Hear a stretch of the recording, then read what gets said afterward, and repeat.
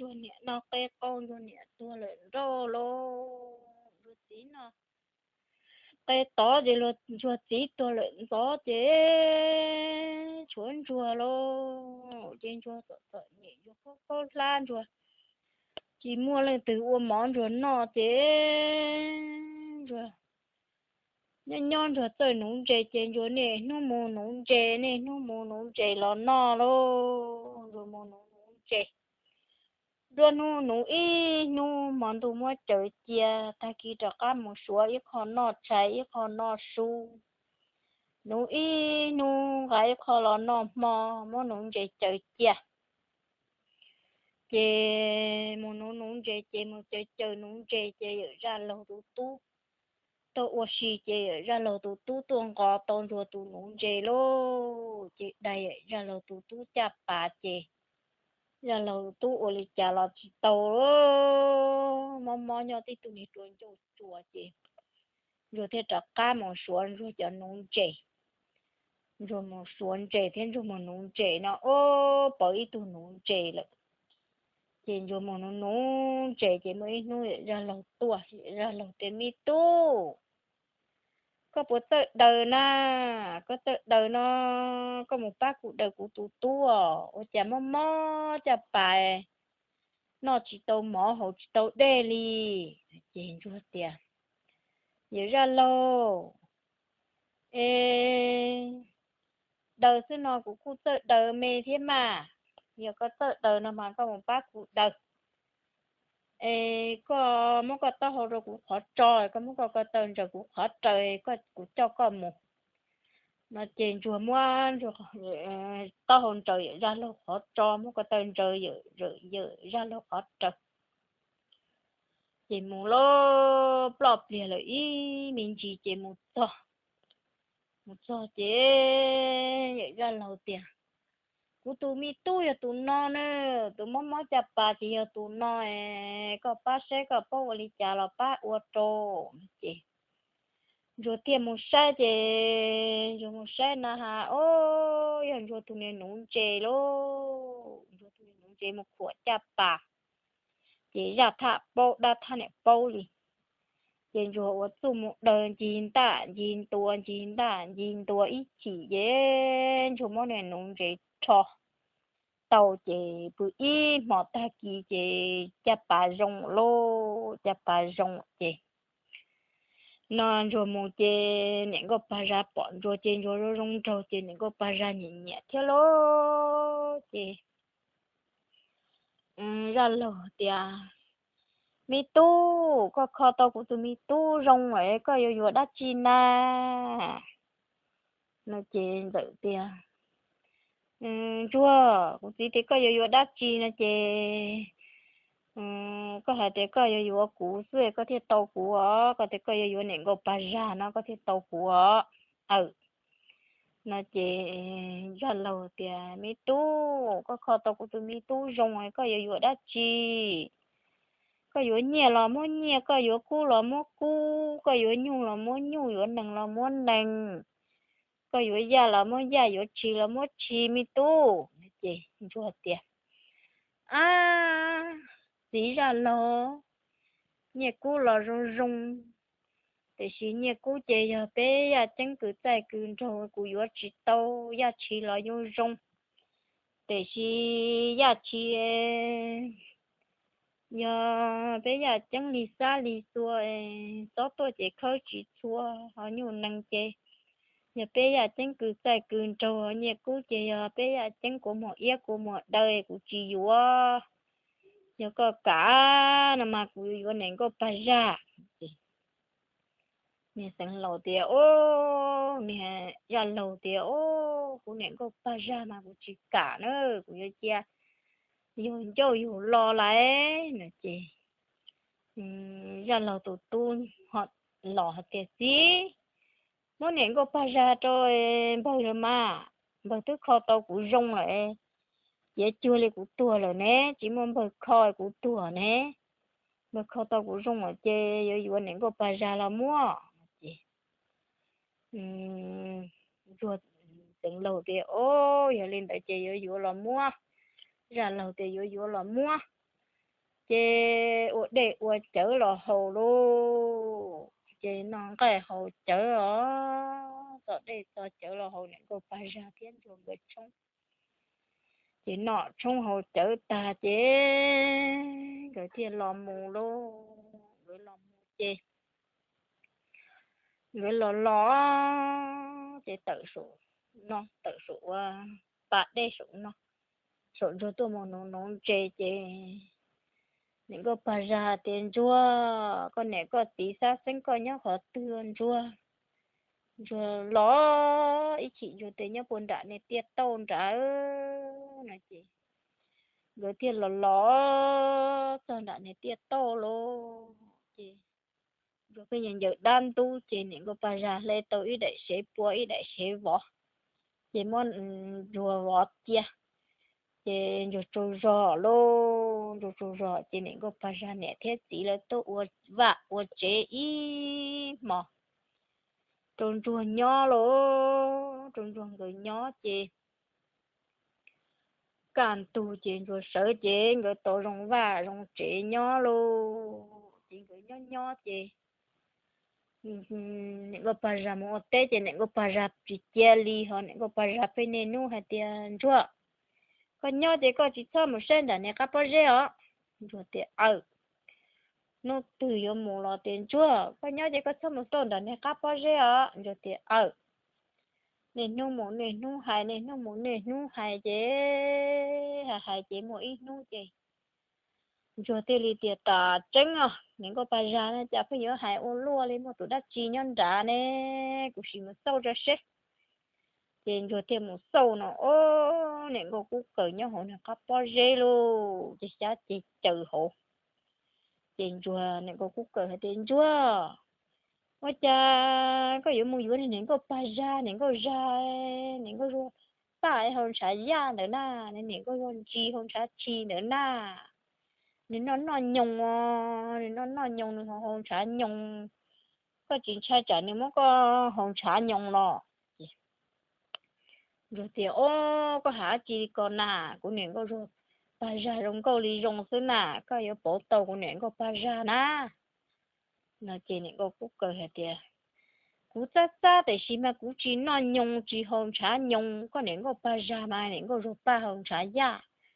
nền có rồi chỉ hồng trả chỉ mà hồng trả ya trả chỉ xứ lại có tiệt cú đá nà mà có xí tuổi dài có mất tới số trồng thai có sĩ sơn gió còn nó chỉ tôn số mua có sĩ sơn là sai mà có bỏ tía nếu khi hầu mà nên số mua ta nữa ấy có mà sơ khác thì có chỉ bỏ họ có sơn gió vấn đề có mất tua tiền trả có mất tới số trồng thai chị mẹ nói chị rồi lò tiền những có ba ra một tên lò chị rồi hạt tiền những có ba ra tôi ăn nóอยู่อ่ะก็ปะจาตีสันนอตัวมันชัวตัวโตนี่ก็ปะจาสมมุนชาอ้วนเนาะกูยังมันชาจูเจียวชัวเจมันชาจูเจียวตัวสุดตรงท่าเจียวโลเจอีจ่าเจนี่ก็ปะจาเทียนจงก็จูจ่อเจนี่ก็กูเกิดตัวมันชัวนี่ก็กูเกิดมันเฮาตามันชัวเปล่งนี่ก็ปะจาขันโจเปล่งขันโจตาเจnếu có cú cởi một chế một nhau này cặp bao dê rồi chỉ ta ký xong và rồi sơn gió lò say nè hả nếu có phải ra món gì nè nếu có cú cởi món gì nè trả hậu ta thì lô những bánh nếu có rồi ba chế cha nếu có rồi ba lo trả lô chị rồi chị hết tiền nếu có phải ra nếu có rồi ba không trả giá nếu có rồi gì không trả chi ở chả yếu hồng trái yàn cha chiếu luôn đi yếu một khó từ chế mu yếu trắc cá chế chó chỉ yếu lợi cũng mua rong cũng tin hiểu lò chế nên có rồi ba hạt tiền chúa cũng tôi có cho một số là nè cá bao giờ nè bây giờ có một số là nè cá bao giờ nên có cú có lấy cá chi để lon chúa chế chúa tiền lấy chi yếu mua đợi mình chi cũng mua rong cũng tin hiểu trở lò có yếu một khó từ muốn đợi mình chỉ có yếu trắc cá chế chó chế tàu pe nu pe mò lô những có rụt những có pa ra nhót tàu đi chế những cái bà già thì chúng có chúa có phát triển chế cú trả chế giờ những cái cú cơ lấy có chia lấy chi giờ mua chế chế lấy mua cũng mua trong cú tí này ở trở lò chị lo chị có bà già thì chúa những cái cú cơ lấy có chi lỡ anh chúa trả lời nó chỉ có xã tòa liền chúa chúa tiền giờ một cái chi muốn đợi mình chi cũng mua trong cú tin này ở trở lò thì này có bà già tiền chúa có trả chị cú ở luôn nó tàu nó pe mà cũng nhớ chỉ tàu chị có một tụ pe xong rồi má cha pe xong rồi má chê cho cú về cú lên mù tiền chúa tiền rồi một tụ tàu pe xong rồi má cha pe xong rồi má chê là cho này có bà già chế này có bà già tiền chúa có các chị cú về cú là ứng nhóm mình chúa rồi tiền mua cho chúa cú mua trong cú tin này ở trở lò chị những cái bà già ở Asia bên bờ của nhung của năng lực chữ dữ bên bờ của chị của bùa lực chữ dữ lô chị bên bờ và chị lực chữ dữ chế tiền chúa có trả chị cũ ở luôn chị có xa cũ là tọt bạc đấy chị cho tiền giá xa là xa cho chua mua trong cú tin này ở lò mà chị rồi mua này có bà ra sam so tọt bạc đấy lô chị này có bà ra hàng cây phóng xì có hỗ trợ này có bà ra tiền chúa có tao chị cũ về cũ trở lại ưu nâng mà chúa chạy ra này có cũ cơ lấy có chi anh chúa mua chua cũng mua trong cú tin này ở trời lò lấy chi gây thống xin cậu đùa tiền chua có tốt chị cú trở lại uốn nâng man chua trả chê những câu cú cơ lấy có chia mua chua cũng mua trong cú tin này ở trở lo tiền cây thống xin cậu chặt đa lô chỉ hạt tiền chua có tốt chị cú trở lại uốn nâng man chua trả những câu cú cơ lấy có chi chế có giá cho chị lìa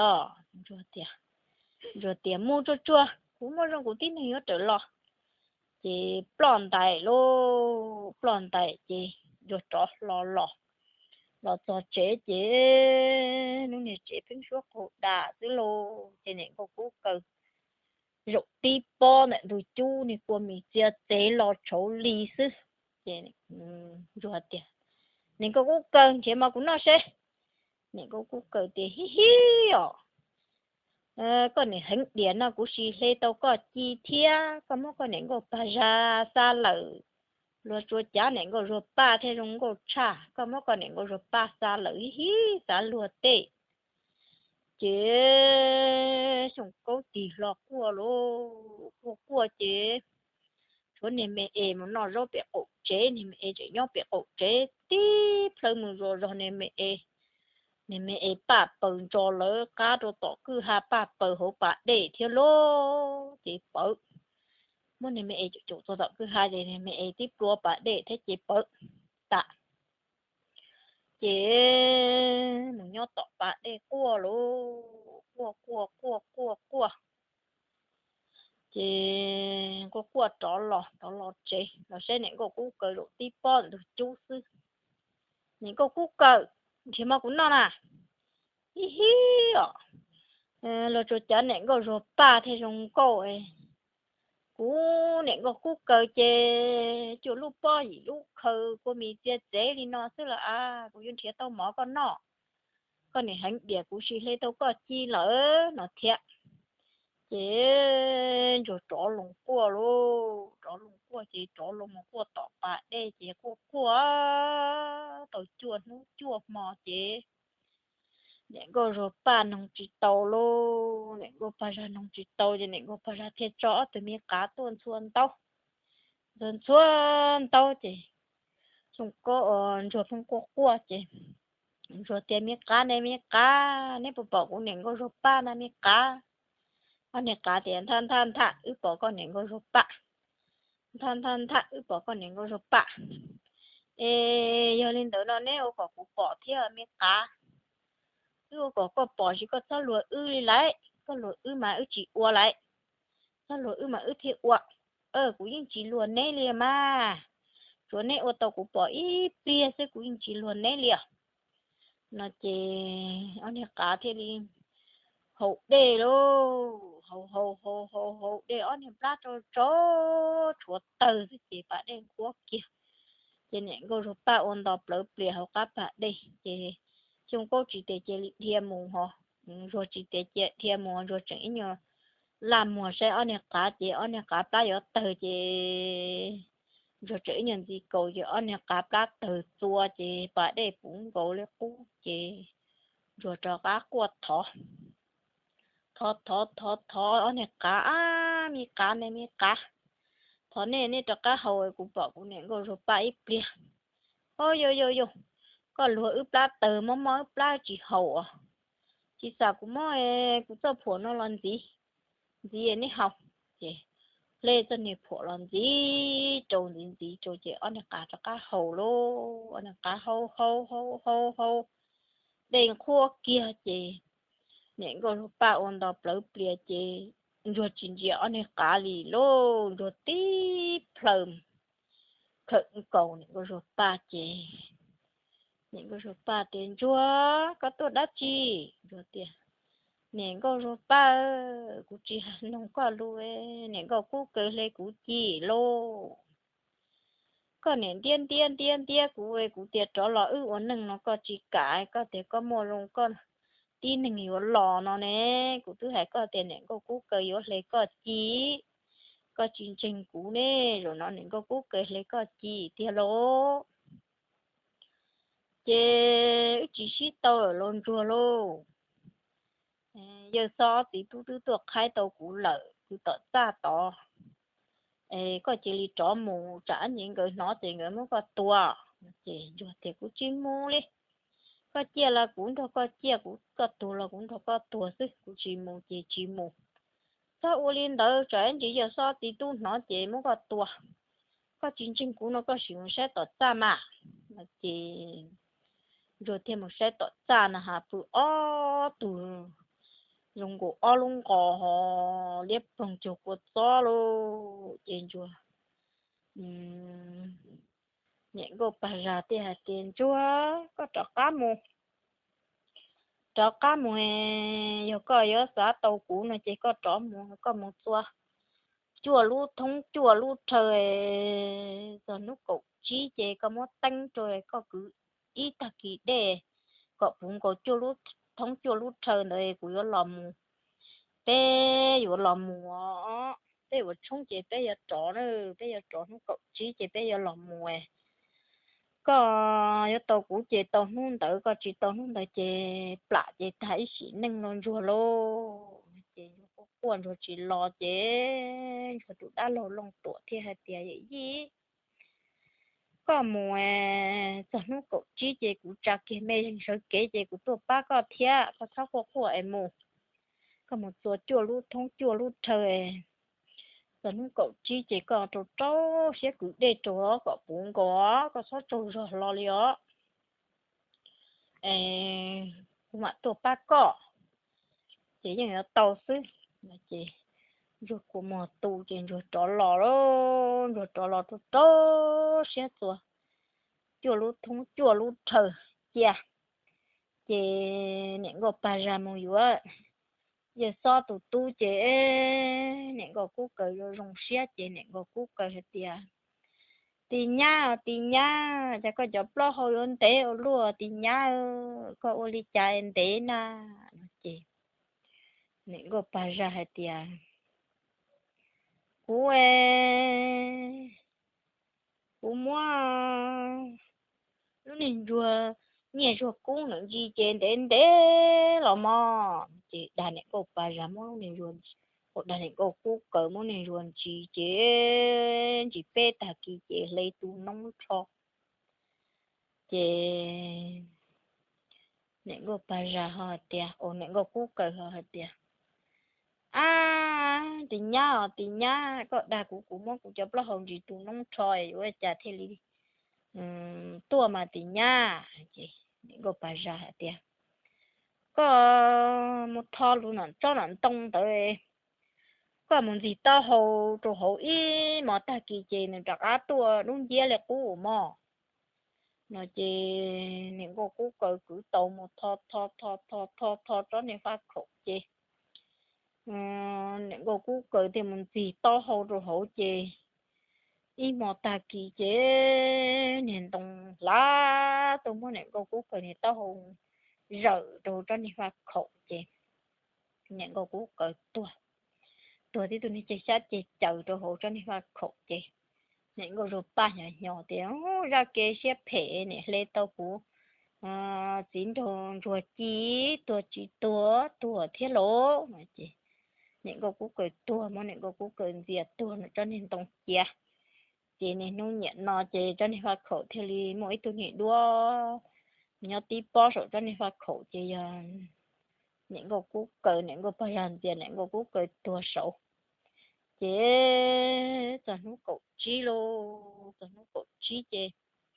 giờ sau lại tôi một vật chống chế lại cho cá lòng mù lô lại cho cá lòng mù chế nè câu ba ra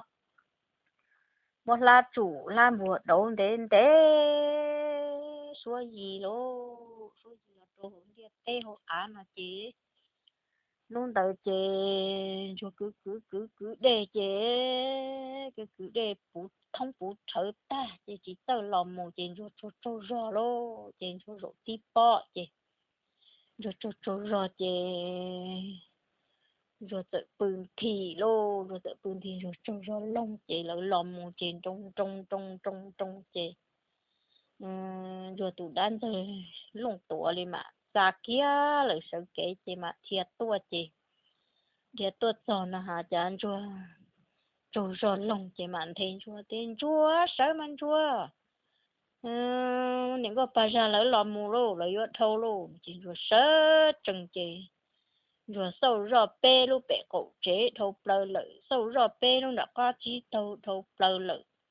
chế chúa bê lu để hồ ta xí lô chế rồi sau rồi lu thâu bờ thia chúa ti lu tọn tu ngon gầu sư chế giờ say rồi là chỉ tồn rồi chế giờ thia tao mình chỉ muốn mình nhớ nó mi cho nó trên cầu số tu chế lô trên cầu số tu chế chế trong câu hả tiệt ồ rồi tụi gì long tụi hả tiệt đang giờ ôi gì có sai đó chỉ không có sai số mà chị nhưng mà sai số chị những cái bà ra lá chủ làm bùa rồi những chị rồi to hậu chị rồi mà tí rồi chuồn tia chị những cái bà ra tính lo số lo chị những cái bà ra chùa buồn cầu chùa thiết chị về tụi đã lò lồng tụa thì cho lò cha muốn lò tin còn được hỗ ta chịu bờ rồi chị can tù chị gửi theo đi ở bà ra thì chùa buồn còn chùa chị gửi bọp lìa rồi đan thiệt tê rồi chị can tù lô chị gửi thêm một xí dụ ạ chị gửi thêm xí tàu chị nhớ nhó gửi rồi rong xiết chị những cái bà ra gửi thêm số tiền là lấy thì can đồ chị thì tiền những cái bà ra rồi rong xia mà chị tiền lâu cái tiền những cái bà ra rồi rong xia số là lấy để chị những cái bà ra rồi rong xia mà chị anh nhà thì cho cá sĩ tàu chị giờ đang những nó ta đi nó lô